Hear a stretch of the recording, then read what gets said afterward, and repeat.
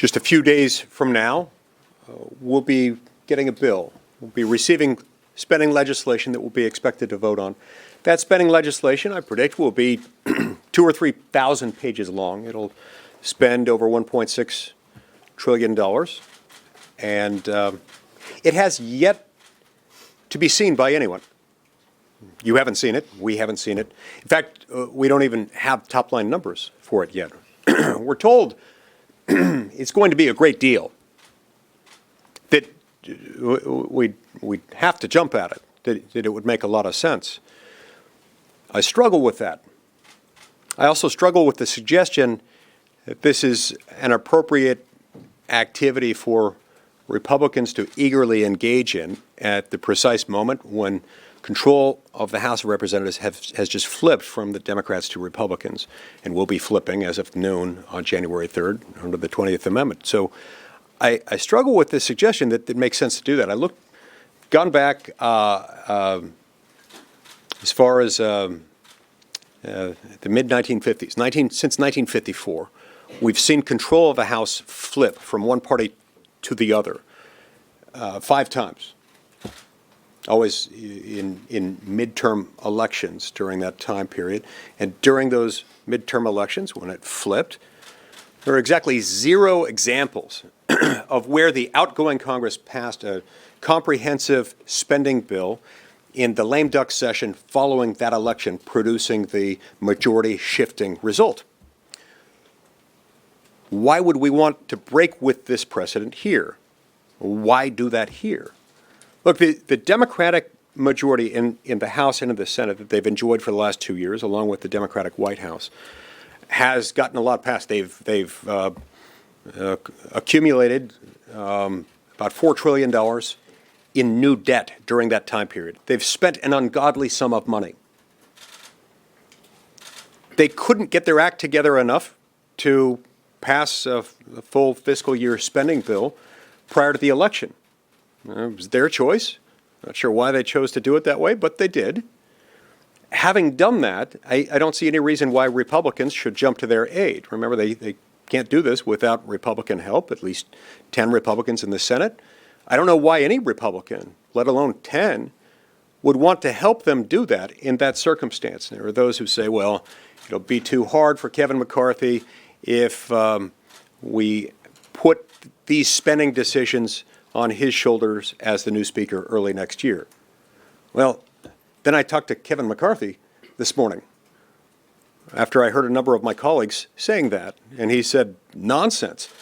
I'd love to do it. We need to do it. It would be malpractice for Republicans to pass an omnibus spending bill. And he said, in fact, I'm about to do a press conference on that. I don't know whether that's still going, but I think that started at about 1 o'clock. So he completely disagrees with it. Moreover, it stands to reason that a Republican House of Representatives would choose to allocate money differently, and I would hope a little more cautiously, than a Congress controlled by Democrats in both houses. It's boggling to me that we've got some members of our conference suggesting the opposite of that. That assumes facts not in evidence, and indeed contrary to evidence.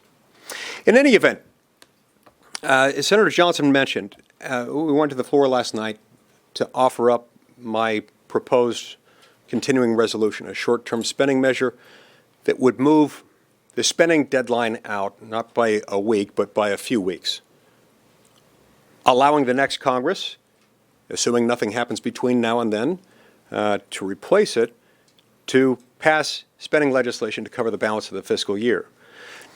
Notably, this would not preclude subsequent action on the omnibus. If we were to pass my proposed continuing resolution, the one extending the deadline by a few weeks, still doesn't preclude Congress from passing this omnibus or any omnibus during this Congress.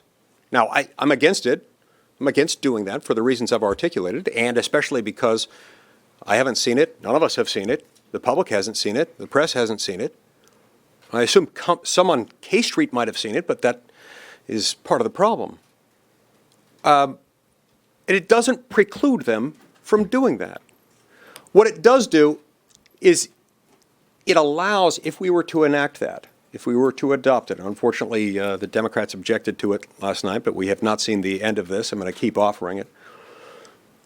If we were to adopt it, it would allow Congress to approach this omnibus spending package with the kind of clear-headed thinking that is required, and not under the extortive dual threat of shutdown and missing the Christmas holidays with family.